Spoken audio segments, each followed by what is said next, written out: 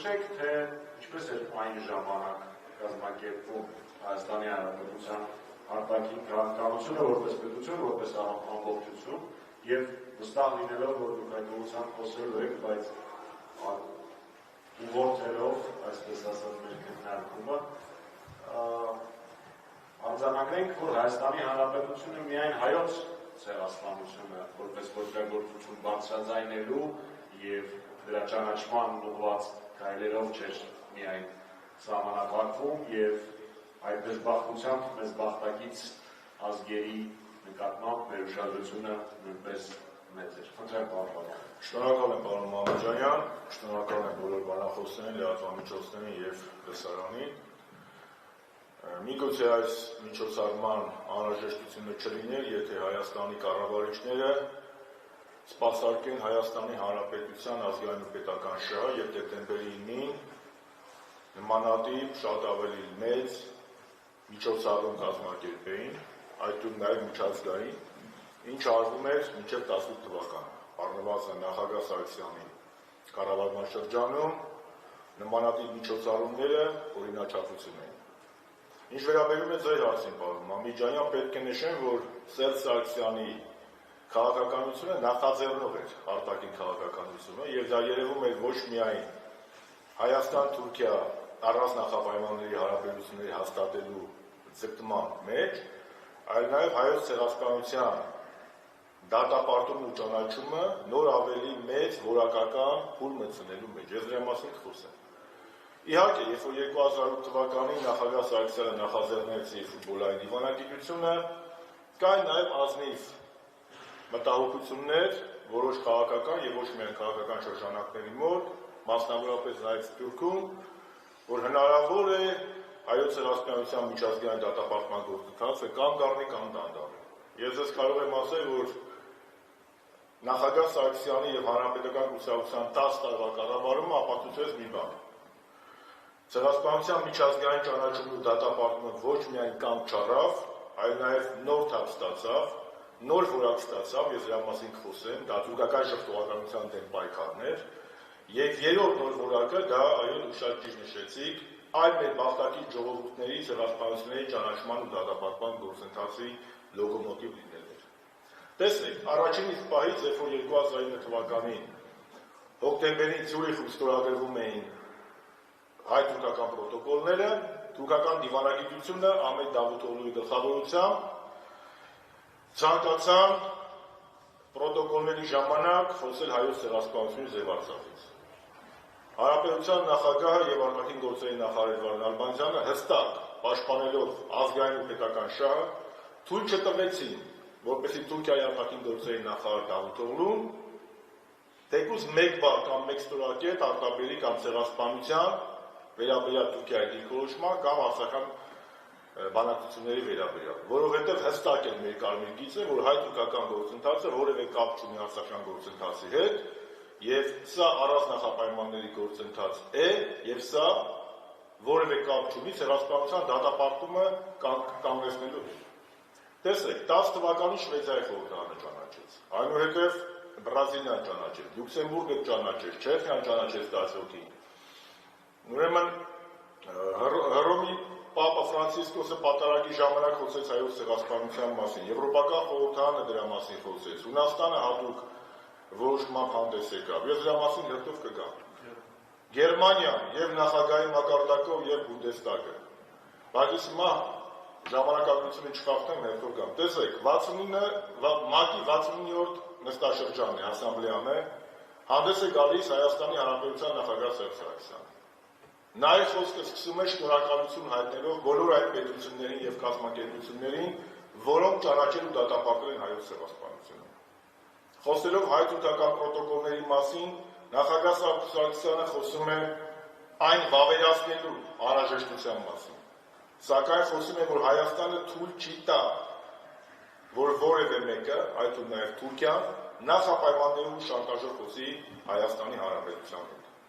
Դա պետական ու ազգային գործ չի, հստակ վարքագիծ է, եւ խոսելով այդ պրոտոկոլների մասին նա նշեց, եթե Թուրքիան պետք է շանտաժի ենթարկի Հայաստանի Հանրապետությանը կամ ակնկալի որ մենք հետքայլ կկատարենք հայոց ցեղասպանության ճանաչման գործում, որպեսզի մենք վավերացնենք այդ պրոտոկոլները, ապա, ինչպես ասում է մեր ժողովուրդը, գրողի ծոցը վավերացնենք։ Այդ գրողի ծոցը վավերացնելը դա մեր հայ ժողովրդի, Հայաստանի քաղաքացիների, Հայաստան-Սփյուռք-Արցախ եռամիությունության հստակ արձագանքն էր։ Սա խոսում էր, որ հանրապետական կառավարումը, հանրապետական իշխանությունը հստակ սպասարկում էր ազգային շահը։ 15 թիվ մենք մտանք հստակ գիտակցմամբ, որ Հայաստանը արդեն դարձել է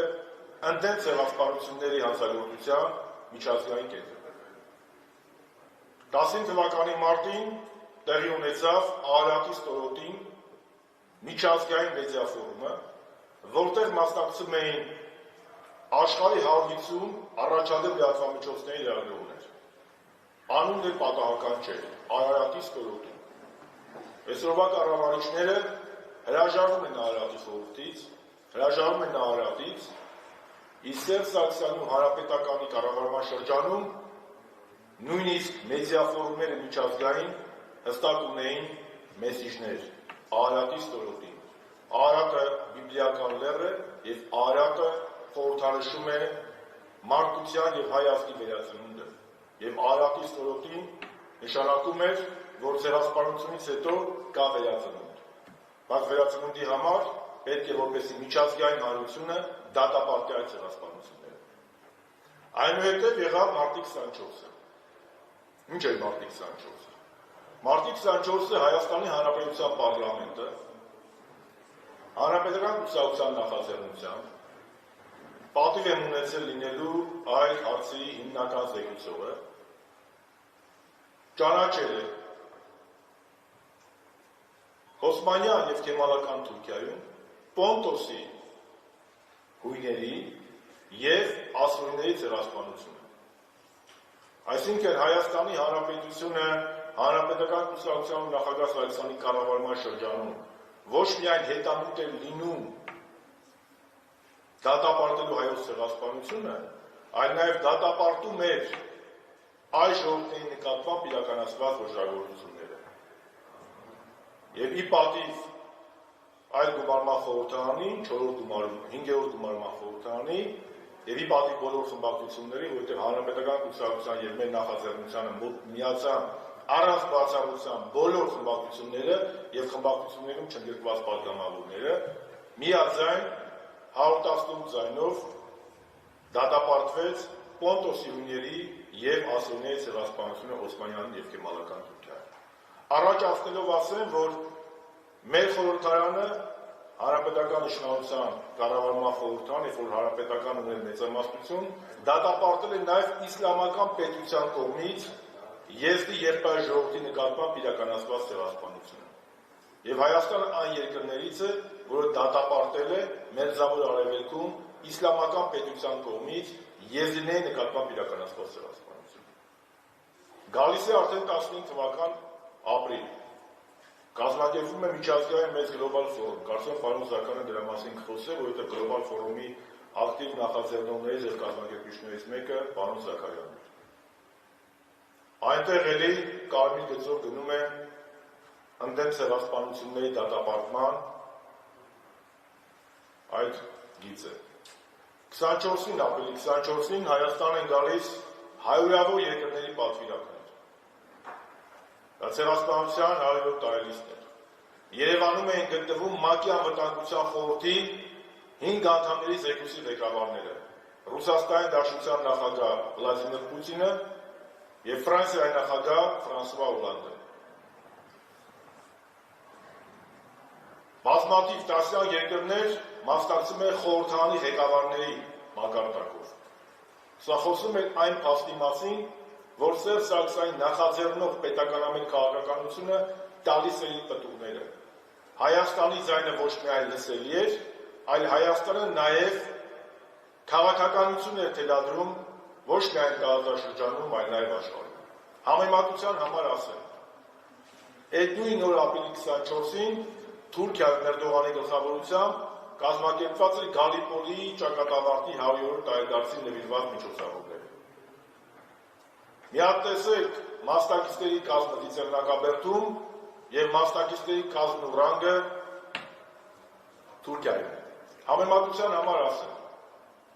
Գալիպոլիում, Թուրքիայում, Ռուսաստանը ներկայացնում է Պետդումայի ղեկավարը, իսկ Ծիծեռնակաբերդում, Երևանում նույն օրը Ռուսաստանը ներկայացված էր իր նախագահ Վլադիմիր Պուտինով։ Սա խոսում էր Հայաստանի գործոն լինելու եւ միջազգային բարձր հեղինակություն ունենալու մասին եւ մեր քաղաքականությունը ընկալելու մասին։ Խորհրդարանական մակարդակով բազմաթիվ գործողություններ են իրականացրել։ Բազմաթիվ։ Իմ նախաձեռնությամբ Լատվիայում, Լիտվայում, Էստոնիայում, Սլովակիայում, Չեխիայում, Հունաստանում, Կիպրոսում, նույնիսկ Ճապոնիայում եւ Սանկտ Պետերբուրգի SNG-ի կենտրոնակայանում պարլամենտական։ Տվյալ երկրների պարլամենտականների հետ միասին կազմակերպվել են Ցեղասպանության թանգարանի ցուցանմուշների ցուցադրություն։ Բոլոր միջոցառումներին մասնակցել են տվյալ երկրի պետական պաշտոնյաները, ամենացածը ռանգ եղել է պարլամենտի փոխնախագահ։ Եվ բոլորը ելույթ են ունեցել տվյալ երկրներում հասկանում եք, այդ երկրներում Ցեղասպանության թանգարանի ցուցադրություններ կազմակերպվել։ Եվ այդ բոլոր երկրների ղեկավարները ներկա են եղել։ Դա խոսում է Հայաստանի Հանրապետության միջազգային հեղինակության մասին։ Ավելին, 100 տարիցին ոչ միայն մեր դաշնակից երկրները, օրինակ Ռուսաստանի Դաշնության Պետդուման հանդես եկավ հատուկ հայտարարությամբ, այլ նաև Եվրոպական միության մի շարք երկրներ, մասնավորապես Հունաստանը, մայիսի 19-ին Աթենքում Հունաստանի խորհրդարանը հատուկ նիստ գումարեց, հատուկ նիստ նվիրված հայոց ցեղասպանությանը, որտեղ ելույթով հանդես եկավ եւ Հունաստանի խորհրդարանի նախագահ Զոյիկ Օստանուպուլուն, եւ մեր Սրբազանը, եւ Հայդատի Եվրոպական գրասենյակի ղեկավարը, եւ ձեր խոնարհածառը։ Այնուհետև շատ կարևոր փուլ էր թուրքական շրջողականության դեմ պայքարը։ Մինչև Սերժ Սարգսյանի կառավարումը թուրքական շրջողականության դեմ պայքարը դրված չէր միգուցե օբյեկտիվ պատճառներով ամեն ինչ պետք է լիներ հերթով իր ժամանակին տես մեծ ռեսերի վրա։ 15 թվականի ապրիլի 2-ին Հանրապետական կուսակցության նախաձեռնությամբ ես մեկնեցի Կիպրոս, պայմանավորվեցինք Կիպրոսի մեր գործընկերների հետ, հանդիպեցինք Կիպրոսի խորհրդարանի նախագահ պարոն Օմիրուի հետ